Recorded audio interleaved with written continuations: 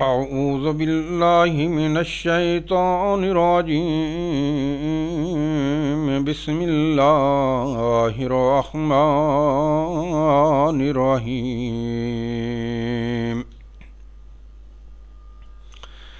تلك الرسل فضلنا بعضهم على بعض منهم من كلم الله ورفع بعضهم درجات وآتينا عيسى ابن مريم البينات وأيدناه بروح القدس ولو شاء الله ما اقتتل الذين من بعد ما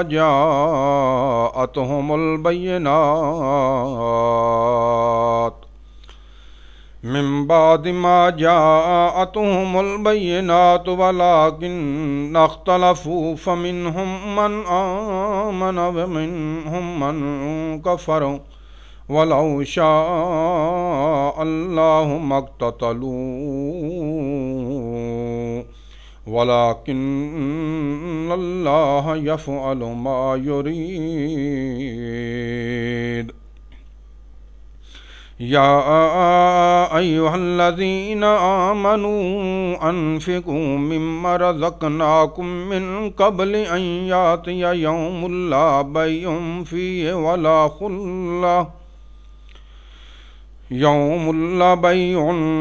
ولا خلة ولا شفاعة والكافرون هم الظالمون.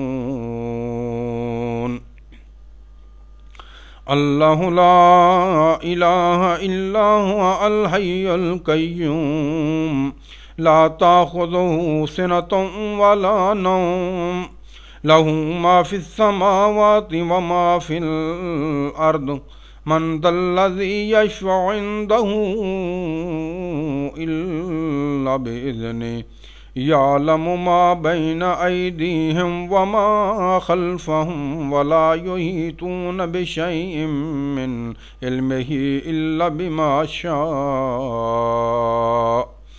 وسع كرسيه السماوات والأرض ولا يؤوده حفظهما وهو العلي العظيم. لا إكراه في الدين قد تبين الرشد من الغي فمن يكفر بالطاغوت ويؤمن بالله فقد استمسك بالعروة الوثقى لا انفصام لها والله سميع عليم.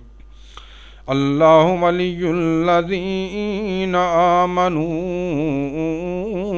يخرجهم من الظلمات إلى النور والذين كفروا أولياءهم الطاغوت يخرجونهم من النور إلى الظلمات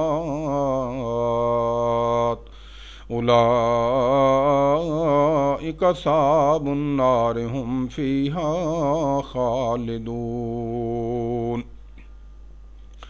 ألم تر إلى الذي حاج إبراهيم في ربه أن آتاه الله الملك إذ قال إبراهيم ربي الذي يحيي ويميت قال أنا أحيي وأميت قال إبراهيم فإن الله يأتي بالشمس من المشرق فأت بها من المغرب فبهت الذي كفر والله لا يهدي القوم الظالمين. أو كالذي مر على قرية وهي خاوية على عروشها قال أن يحيي هذه الله بعد موتها فأماته الله 100 عام ثم بعثه قال كم لبثت قال لبثت يوما أو بعد يوم قال بل لبثت 100 عام فانظر إلى طعامك وشرابك لم يتسنه وانظر إلى حمارك ولنجعلك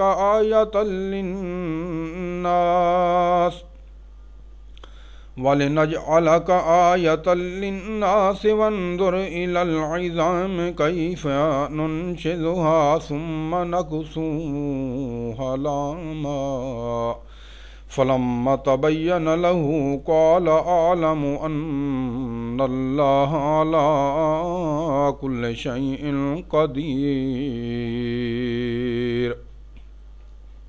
وإذ قال إبراهيم رب أرني كيف تحيي الموتى قال أولم تؤمن قال بلى ولكن ليطمئن قلبي